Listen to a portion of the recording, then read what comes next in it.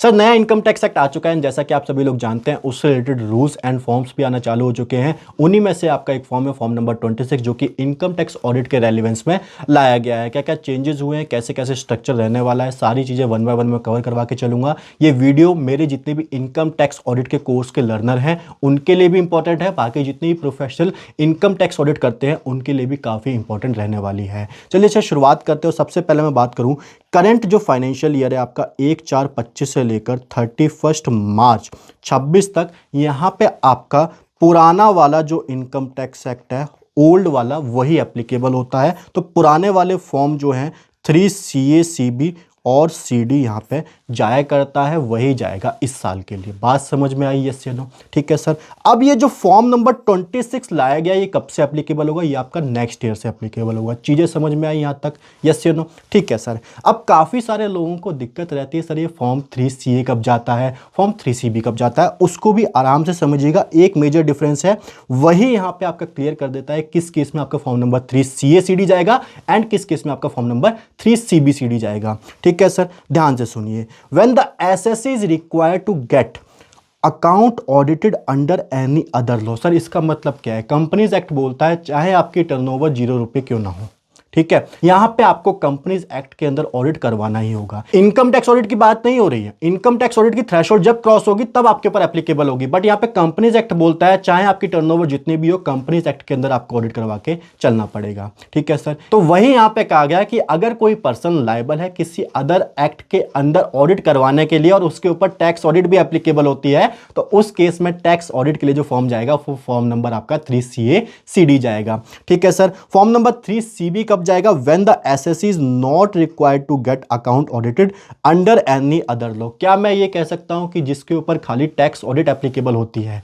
ठीक है सर, उसको यहां पे फॉर्म नंबर 3CB CD भरना पड़ेगा। सर यहां पे फॉर्म नंबर 3CD के अंदर पहले कितने क्लॉज रहते थे वो भी आप लोग यहां पे देख लीजिए। ठीक है, तो मैं बात करूं पहले यहां पे आपके 1 से लेकर 44 तक यहां पे क्लॉज की नंबरिंग रहती थी। इसके अंदर आपके जो 2 क्लॉज थे, क्लॉज नंबर 28 एंड यहाँ पे 29 आपके ओमिट कर दिए थे। ठीक है सर। तो मैं बात करूं मेजरली यहाँ पे 42 आपके एप्लीकेबल होते थे और ब्रॉडली बात करूं तो नंबरिंग आपकी सेम थी। 1 से लेकर 44 तक आपके यहाँ पे पहले जो क्लॉज थे वो रहते हैं। ठीक है सर। अब मैं बात करूं जो नया फॉर्म आया है आपका फॉर्म नंबर 26, उसकी स्ट्रक्चरिंग कैसे करी गई है वो भी आप लोग यहाँ पे देख लीजिए। ठीक है, यहाँ पे पर्टिकुलर्स ऑफ एसएससी जो भी एसएससी की जनरल डिटेल है वो यहाँ पे इंक्लूड करी गई। इसके अंदर कुछ जो मेरे को नया दिखा वो यहाँ पे ईमेल आईडी और कॉन्टैक्ट नंबर की डिटेल भी अब फिलअप करनी पड़ेंगी। ठीक है, यहाँ पे ज़्यादा चेंजेस तो नहीं आए। ब्रॉडली इनकम टैक्स एक्ट के सेक्शन जो थे वो भी शफल हुए, दैट्स वाई यहाँ पे जो सेक्शन की नंबरिंग है वो भी यहाँ पे रीशफलिंग हुई है।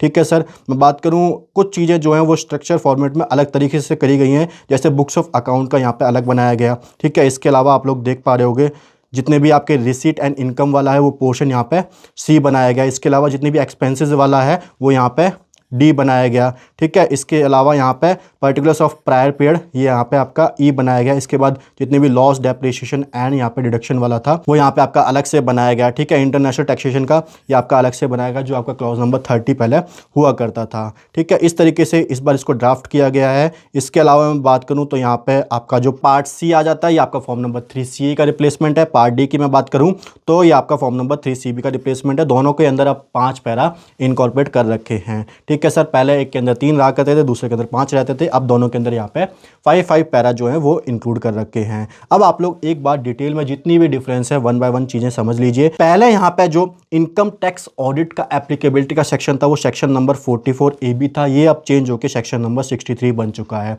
अंदर के पर्टिकुलर्स की बात करूँ तो कोई भी मेजर चेंज नहीं है, एज इट इज रखे गए हैं। ठीक है सर। मैं बात करूँ पहले यहाँ पे स्प्लिट कर रखा था फॉर्म नंबर 3CA CB ये आपका ऑडिट रिपोर्ट का होता था। इसके अलावा फॉर्म नंबर 3CD ये आपका स्टेटमेंट ऑफ पर्टिकुलर्स रहा करता था। अब यहाँ पे कंबाइंड फॉर्म बना दिया गया है फॉर्म नंबर 26। इसी के अंदर आपकी ऑडिट रिपोर्ट भी इंक्लूड है। इसी के अंदर आपकी सारी रिपोर्टिंग जितनी भी स्टेटमेंट ऑफ पर्टिकुलर्स थे वो भी यहाँ पे इनकॉर्पोरेट कर रखे हैं। अगर मैं बात करूँ क्या क्या चेंजेस आए हैं, यहाँ पे सेक्शन बदला गया है। इसके अलावा पहले यहाँ पे फॉर्म नंबर 3CA CB होता था, अब यहाँ पे फॉर्म नंबर 26 हो चुका है। फॉर्म नंबर 3CD का सेपरेट अलग से फॉर्म होता था, क्लॉज वाइज रिपोर्टिंग होती थी। अब यहाँ पे सारी चीजें इंटीग्रेट कर दी गई हैं फॉर्म नंबर 26 के अंदर। मैं बात करूँ फॉर्म नंबर 3C आपका if audit under any other law applicable होती थी तो आपका फॉर्म नंबर 3 CA/CD जाता था। एंड अगर किसी अदर एक्ट के अंदर ऑडिट एप्लीकेबल नहीं हो रही है, खाली इनकम टैक्स ऑडिट एप्लीकेबल हो रही है, तो आपका फॉर्म नंबर 3 CB/CD जाता था। ठीक है सर, अब क्या मेजर बदलाव आया उसको ध्यान से सुनिएगा। अगर यहाँ पे पर्सन को किसी अदर लॉ के अंदर भी ऑडिट करवाना है तो आपके ऊपर खाली पार्ट ए, पार्ट बी और पार्ट सी ही एप्लीकेबल होंगे।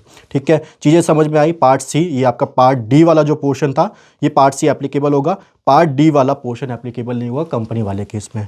ठीक है, अब मैं बात करूं यहां पे, अगर पर्सन को किसी अदर एक्ट के अंदर ऑडिट नहीं करवाना है तो यहां पे सी वाला जो पार्ट है वो एप्लीकेबल नहीं होगा, खाली जो पार्ट ए है, पार्ट बी और पार्ट डी है वही एप्लीकेबल होगा। ठीक है सर, स्ट्रक्चर मैपिंग कैसे करेगी ये उसको भी ध्यान से समझिएगा। फॉर्म नंबर 3 CA/CB पहले रहता था, अब यहां पे फॉर्म नंबर 3 CA की जगह पार्ट सी आ चुका है, फॉर्म नंबर 3 CB की जगह पार्ट डी आ चुका है फॉर्म नंबर 26 के अंदर। ठीक है, पहले यहाँ पे फॉर्म नंबर 3 CD के अंदर क्लॉज वाइज रिपोर्टिंग होती थी 1 से लेकर 44 तक। अब यहाँ पे पार्ट बी के अंदर सारे जितने भी शेड्यूल हैं उसके हिसाब से रिपोर्टिंग होगी। मैंने आपको दिखाया एक्सपेंसेस के अलग, रिसीट के अलग, यहाँ पे जो इंटरनेशनल टैक्सेशन है उसका यहाँ पे अलग से बनाया गया है। ठीक है, पहले यहाँ पे जो एनेक्शर एंड डिस्क्लोजर रहते थे, अब यहाँ पे डेडिकेटेड शेड्यूल बना दिए गए हैं। इसके अलावा मैं बात करूँ तो जो नंबरिंग है क्लॉज की, अब वो यहाँ पे 1 से लेकर 53 तक हो चुकी है। इसके अलावा क्लॉज वाइज डेप्थ एक्सपेंशन यहाँ पे किया गया है, जितनी भी जनरल इन्फॉर्मेशन है, टर्नओवर रेशियो वगैरह, टेक्नोलॉजी के रिगार्डिंग जितनी भी रिपोर्टिंग है इसके अंदर इनकॉर्पोरेट करी गई है। ठीक है, इसके अलावा ICDS का अलग से यहाँ पे शेड्यूल जो है वो बनाया गया है। यही यहाँ पे अगले वाले टैब में बताया गया है कि इनकम एक्सपेंस की अलग से यहाँ पे रिपोर्टिंग होगी, इनकम की अलग बनाया गया है, एक्सपेंसेस का अलग बनाया गया है, इंटरनेशनल का यहाँ पे अलग से जो शेड्यूल बनाया गया है, अकाउंटिंग एंड टेक्नोलॉजी के यहाँ पे अलग से पॉइंट बनाए गए हैं, वहाँ पे आपको रिपोर्टिंग करनी होगी।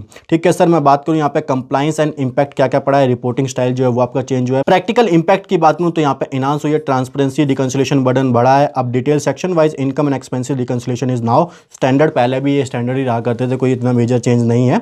Data integrity focus shift from verified document to verify the system and data. यहाँ पे ये सारे बदलाव फॉर्म नंबर 26 के अंदर लाए गए हैं। मैंने सारी चीज़ें आपको कवर कराई, कैसे कैसे चेंजेस जो है वो फॉर्म नंबर 26 के अंदर करे गए हैं। अगर आप लोग यहाँ पे इनकम टैक्स ऑडिट के कोर्स को परचेज करना चाहते हो, इनकम टैक्स ऑडिट को सीखना चाहते हो प्रैक्टिकली, मैं बात करूँ यहाँ पे क्लॉज वाइज एनालिसिस जो आप लोग देखते हो, ये भी जितनी भी क्लासें हैं कोई भी थ्योरेटिकल नहीं है, सारे नोट्स एग्जाम्पल मैंने आपके प्रैक्टिकल मैनर में इस कोर्स के अंदर कवर करवाए हैं। अगर मैं बात करूं इसके अंदर आपको MRL का फॉर्मेट भी मिलता है एंड आपको एंगेजमेंट लेटर का फॉर्मेट भी मिलता है। इसके अलावा जितनी भी केस स्टडी आप लोग देख सकते हो, ये form number 3 CB case study individual proprietorship के केस में जो एप्लीकेबल होता है, ये आपका फॉर्म नंबर 3 CA/CD की जो कंपनी वाला केस एप्लीकेबल होता है उसकी प्रैक्टिकल केस स्टडी है। मेरा इस कोर्स के रिगार्डिंग जो मेन फोकस है वो प्रैक्टिकल चीज़ें समझाने का है, बिकॉज ऑडिट आप CA फाइनल तक पढ़िए कोई दिक्कत नहीं है, बट ऑडिट करना पूरी तरीके से थ्योरेटिकल मैनर से डिफर करता है। इसलिए प्रैक्टिकल मैनर में अगर आप लोग टैक्स ऑडिट को सीखना चाहते हो तो फिनटेक्स प्रो की वेबसाइट पर कोर्स अवेलेबल है, आप लोग वहां से जाके एनरोल कर सकते हैं। So thank you so much guys, ऐसे इन्फॉर्मेटिव अपडेट के लिए बने रहिए ई फाइलिस पे। वीडियो को लाइक करना, कमेंट करना, शेयर करना बिल्कुल ना भूलिए। Bye bye, take care.